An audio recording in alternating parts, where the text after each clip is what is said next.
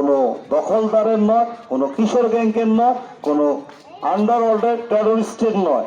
আমরা দুনিয়াতে গুণগান গাইবো আল্লাহর আর খ্যাতমত করব সাধারণ মানুষের। আল্লাহ যেন আমার সবাইকে খ্যাতমত করার সুযোগ দেয়, সেই তৌফিক দান করে, সেই জন্য প্রার্থনা করব আল্লাহর কাছে।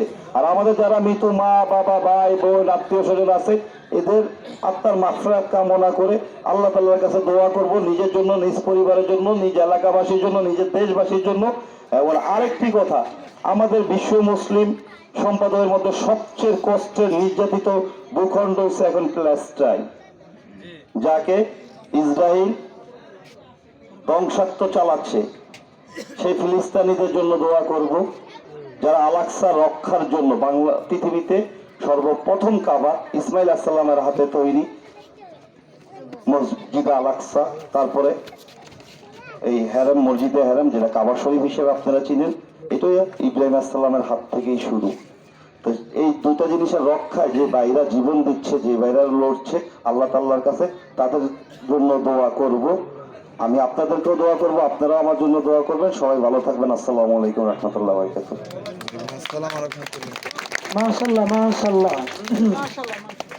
আমার ভাই মনে হয় যেন কোরআন হাদিস গবেষণা করেন, যে আপনাদের সেই সন্তানদেরকে মাদ্রাসায় পড়ার জন্য উদ্বুদ্ধ করছেন, তারপরে আরো অনেক গুরুত্বপূর্ণ কথা বলছেন।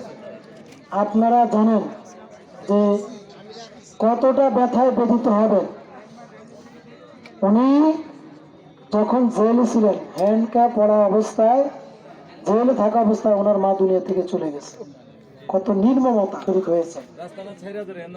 এরপর কিছুদিন আগে ওনার সন্তান প্রসব অবস্থায় উনি দুনিয়া থেকে চলে গেছে।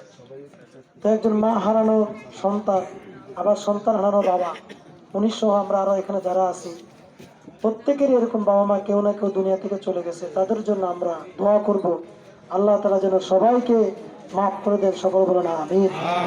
আর উনি যে কথাগুলি বলছেন, দুইটা কথা, যে আমরা মানুষের খেদমত করবো, মানুষের খেদমত।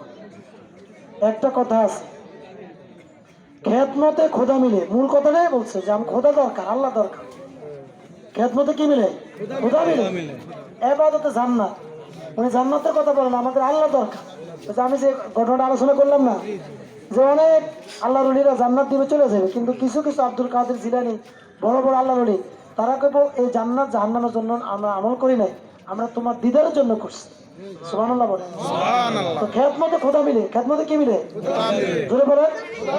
আমি নিজে চোখে দেখছি, উনি যে অলিতে গলিতে 10 নম্বর 7 নম্বর 8 নম্বর আমার মসজিদ এলাকায়, ওই জায়গায় সব জায়গার মধ্যে মানুষ নিয়ে ঘুরে ফিরে এবং নাম্বার দিয়ে গেছে, লিফলেট দিয়ে গেছে।